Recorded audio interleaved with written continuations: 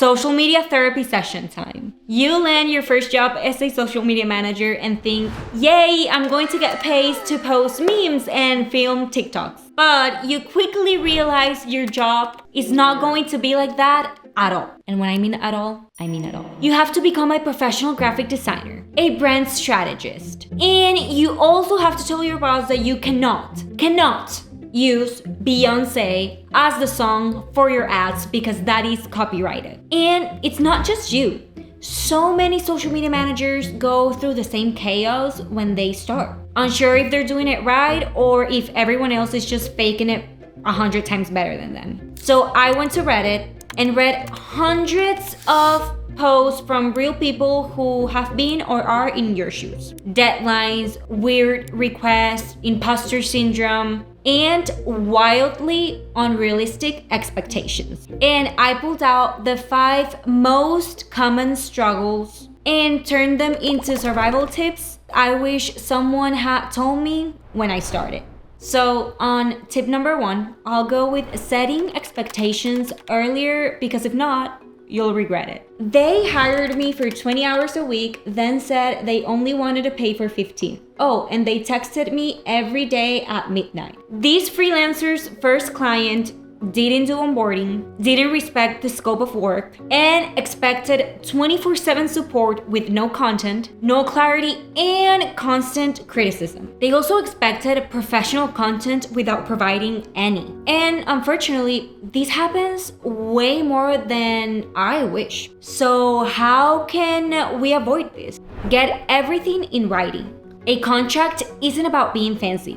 It's about being professional. And it's how you avoid chaos. Set clear expectations on your time and on your role. Ask who's in charge of creating the content, what you're expected to deliver, and how they prefer to communicate. Because I assure you that you are not being difficult by doing this. You're being smart. If they don't respect that from the beginning, it's only going to get messier from there. On tip number 2, I have building confidence by building systems. One Redditor said, I still feel like a beginner every time I took on a new client. And I can relate to this so much because I feel like this happens to a lot of social media managers. Social media has no fixed rules, has new algorithms every full moon. Trends also change a lot, and no strategy fits everyone. But the good thing here is that you don't have to have it all figured out in order to do a good job. What really helps is simplifying your process. Focus on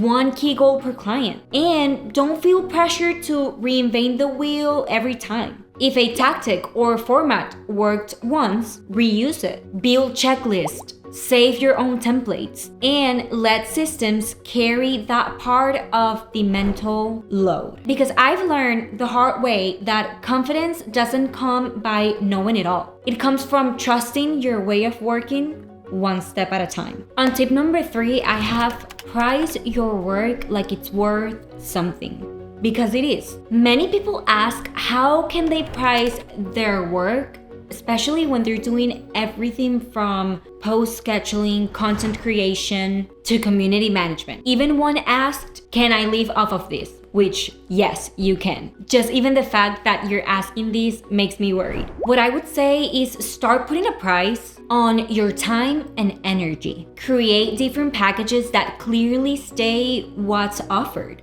And the most important part, stick to them. Don't guess. Track your time and notice where the hours really go. And don't be afraid to talk about money up front. It's not awkward, it's professional. Now let's go with tip number 4. Learn to research without getting overwhelmed. Someone on Reddit said that their biggest struggle was figuring out how to actually do market research. Because yes, tool exists, but not a lot of people teach you how to do that workflow. My biggest advice is don't overthink research. Start simple. What are people asking? What's working for others and what's popping up again and again on your feed?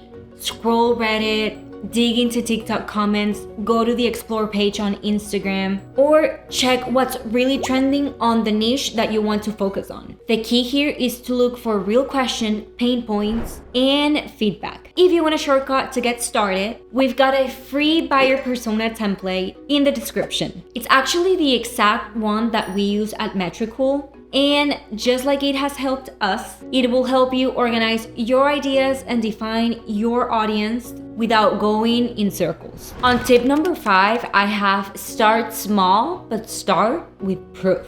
One user had great growth results, but no formal job experience and felt completely lost entering the job market. My tip is start with what you already have. If you've grown an account, manage a project, or created content, show it. Make a simple one-pager, what you did, what changed, and screenshots to show it. Then reach out to small businesses or creators and offer a quick collaboration. If you're in the middle of any of these chaos moments, you're not alone and you're doing better than you think. To help you out, we've put together a go-to resource center with free templates to help you get started. Whether you're building your portfolio, creating your first strategy, or defining your audience. And when you're ready to turn those ideas into action, Metricool gives you the tool to plan, schedule, and manage everything in one place.